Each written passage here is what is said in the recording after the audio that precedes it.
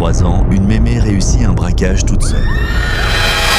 Plus de 2 millions de dollars volés par cette dame qui peut être ta grand-mère, mais le plus incroyable dans cette histoire, c'est qu'elle n'a pas gardé cet argent. Au contraire, elle a préféré tout donner à un orphelinat. Elle a risqué sa vie, y compris sa liberté, juste pour sauver des enfants qui ne sont même pas les siens. Est-ce que toi, t'es capable de faire ça?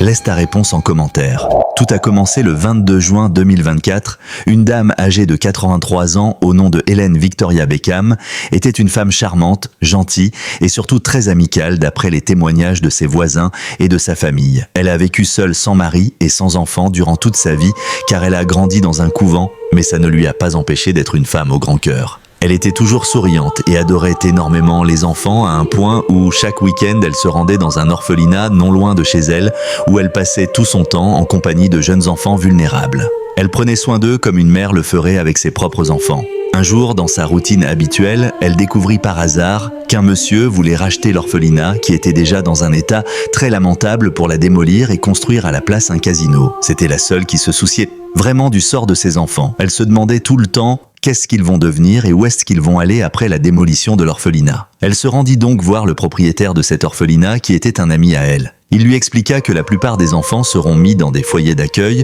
mais d'autres seront d'abord transférés dans un hôpital abandonné qu'ils vont réaménager où ils pourront rester en attendant de trouver à tous ces enfants un foyer d'accueil confortable. Hélène Sage Kellès comprit immédiatement que tout ce qui l'intéressait c'était juste l'argent et il s'en foutait complètement du sort de ses enfants. Hélène décida donc de faire les choses à sa manière pour sauver ses pauvres enfants. Au début, elle pensait d'abord à racheter l'orphelinat, mais hélas, elle n'avait pas suffisamment d'argent pour cela. Et c'est à cet instant qu'elle décida de commettre un cambriolage qui allait régler le problème rapidement. Elle se rendit donc dans une petite banque hors de la ville avec un fusil bien chargé. Arrivée devant la banque, elle sourit en levant la tête vers le ciel et murmura « Seigneur, tu sais pourquoi je le fais ? Je te demande juste de reprendre ma vie après cela et de me pardonner. » Elle rentra ensuite dans la banque et tira 2 coups de feu en l'air en criant « Tout le monde à terre, l'argent appartient à l'État, mais vos vies vous appartiennent. » Les gens étaient choqués, mais chacun s'exécuta et elle réussit à sortir avec un sac d'argent d'une valeur de 2 millions de dollars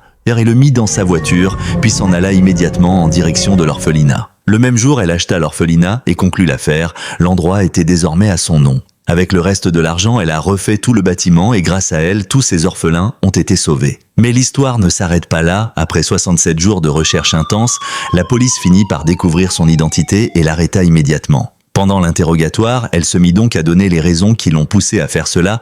Les policiers étaient stupéfaits. La nouvelle se répandit très rapidement dans la ville. Son procès dura 2 mois et le verdict tomba. Elle était condamnée à 10 ans de prison ferme sans possibilité de sortie. Tout le monde était choqué, surtout ces jeunes enfants qui la considéraient comme leur mère et grand-mère. Avant de continuer, si tu aimes ce genre d'histoire insolite et passionnante, n'oublie pas de t'abonner et de laisser un like, cela m'aide énormément. Pour que la chaîne grandisse, j'ai besoin de l'aide de chacun d'entre vous. Merci. Le plus triste dans cette histoire, c'est qu'on a trouvé le corps d'Hélène sans vie dans sa cellule, avec une Bible dans ses mains juste 4 jours après son emprisonnement. Si cette histoire t'a touché, alors laisse un like et écris en commentaire Visca Hélène pour montrer ton soutien envers cette dame au cœur incroyable. N'oublie pas de t'abonner pour rester informé, sinon tu ne nous reverras peut-être plus jamais.